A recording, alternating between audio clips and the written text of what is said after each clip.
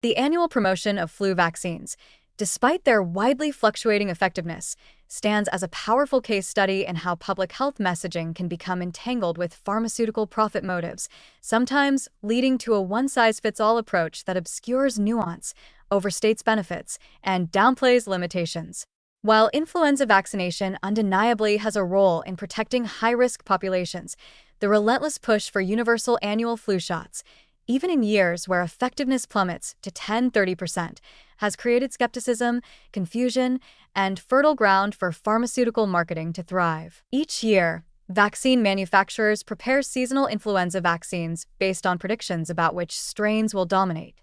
These predictions are made months in advance and are inherently uncertain. The virus mutates rapidly, and when the circulating strains don't match the vaccine strains well, effectiveness can drop dramatically.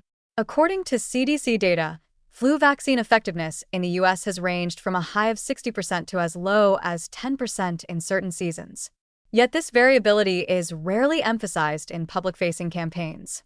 Instead, the messaging is uniform. Get your shot every year, without question. This aggressive promotion is often justified on the grounds of population-level benefit.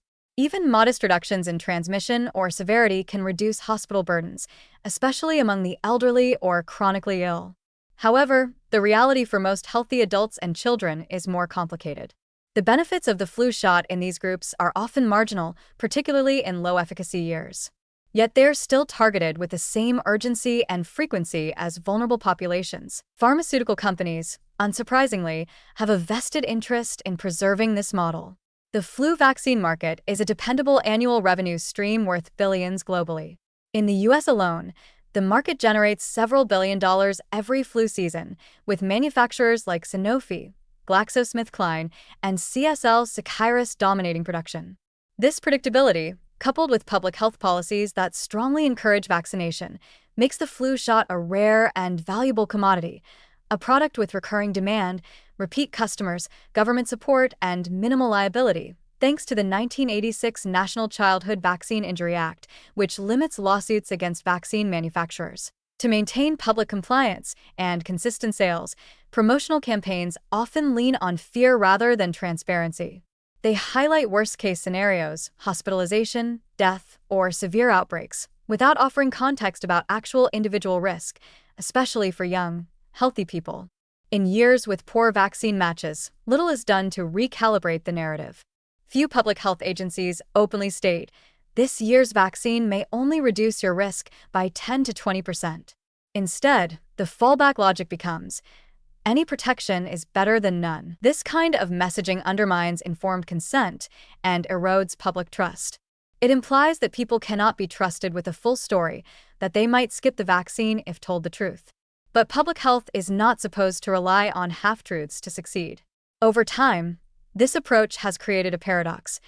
Many people continue to get vaccinated, but more do so with growing suspicion or indifference, while skeptics use the inconsistent efficacy as ammunition to discredit vaccines altogether, including far more effective ones. Complicating matters further, new products like high-dose flu vaccines and adjuvant versions, which are more expensive, are now being recommended to older adults, again with the hope of squeezing more efficacy out of a flawed process. These may help somewhat in seniors, but the broader implication is clear. The standard flu vaccine's performance is often inadequate. Yet rather than admit this openly and work on reform, the industry and some health authorities double down on promotion, protecting the routine, not the science. It's also worth noting the massive logistical machinery behind flu vaccination: contracts with pharmacies, workplace vaccination drives, insurance reimbursements, standing orders in clinics and hospitals. This infrastructure, while potentially useful in a true pandemic, is now financially entangled with the flu vaccine itself.